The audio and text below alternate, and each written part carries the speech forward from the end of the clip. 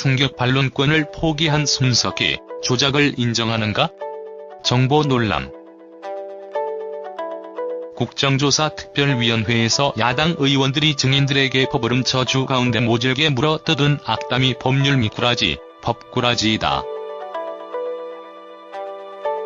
법을 잘 알면서 법망을 피해가며 답변을 요령껏 잘하니까 수준 낮은 국회의원들이 도저히 당해낼 수가 없어 약이 올라 헐떡거리며 짓거린 것이다.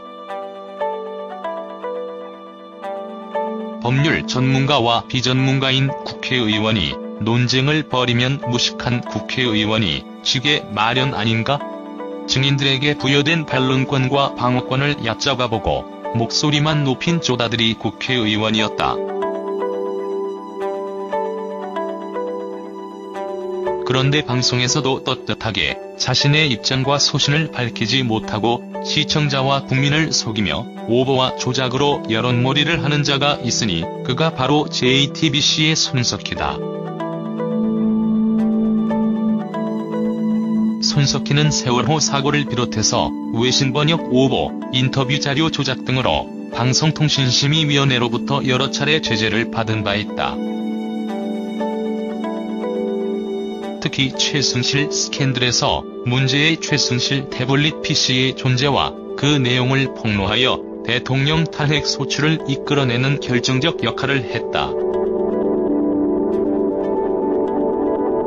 그런데 그 중요한 최순실 태블릿 PC가 최순실의 것이 아니라는 의혹이 제기됐다. 인터넷미디어협회 변희재 회장을 비롯한 바른언론연대 다수의 개인과 언론 관련 시민단체로부터 JTBC가 최순실 태블릿 PC라고 폭로한 문제의 태블릿 PC는 최순실의 것이 아니라는 주장이 제기됐고 고소까지 당했다.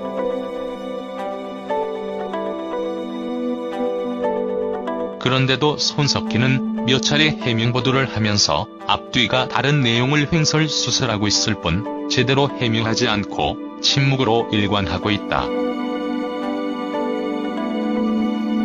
검찰의 엄호까지 받고 있는 손석희와 JTBC가 확실하게 밝히지 못하는 이유가 무엇인지 궁금하다. JTBC로부터 문제의 태블릿 PC를 제공받은 검찰도 제대로 발표를 하지 않아 의혹만 증폭시키고 있다. 최순실 본인도 문제의 태블릿 PC는 자기 것이 아니라고 구치소를 찾아간 국회의원들에게 증언했음에도 손석희는 물론 검찰도 제대로 답변을 하지 않고 있다. 그렇다면 손석희는 자신에게 부여된 반론권과 방어권도 활용하지 못하는 방송 미꾸라지란 지적을 면하기 어려워 보인다. 방송 전문가인 손석희가 반론권과 방어권을 제대로 활용하지 못하면서 침묵으로 일관하는 것은 자신의 잘못을 인정하는 것이나 다름없다. 대통령의 탄핵 소추의 결정적 증거 자료인 문제의 최순실 태블릿 PC가 가짜이거나 조작된 것이라면 손석희뿐만이 아니라 JTBC 사장 홍정도와 홍 사장의 아버지인 중앙미디어그룹 회장 홍석현까지도 국정농단의 형벌을 피하기 어려울 것이다.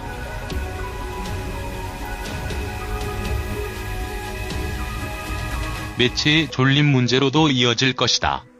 만약 사실과 다른 것으로 밝혀지면 손석희의 지휘 아래 꾸며진 희대의 대국민 사기극이 될 것이고 그것이야말로 천벌을 받게 될 일이다.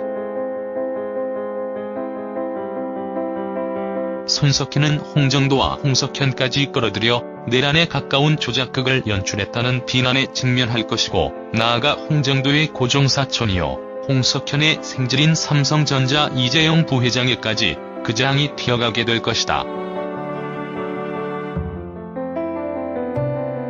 방송 미꾸라지가 되어 천형의 엄벌을 받을 것인가 아니면 사실대로 자백하여 국민의 궁금증을 풀어줄 것인가는 손석희의 선택에 달려있다. 손석희 지평창동 재산 종교.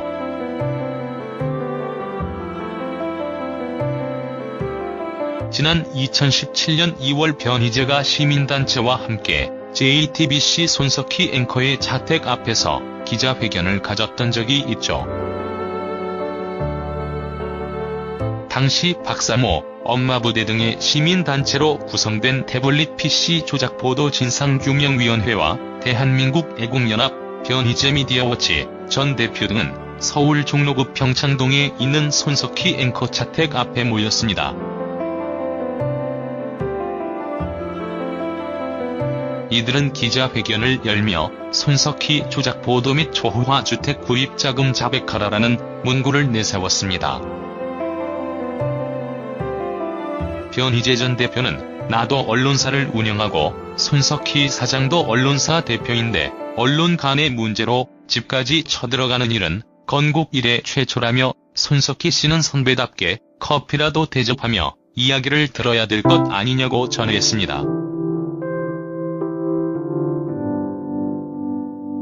이날 시위로 인해 경찰이 출동하자 변 대표는 비난의 목소리를 높였습니다. 그는 12일 자신의 페이스북에 경찰 대대 병력 떴다. 손석희가 무슨 국가공직자냐라며 현장 사진을 게시하기도 했습니다.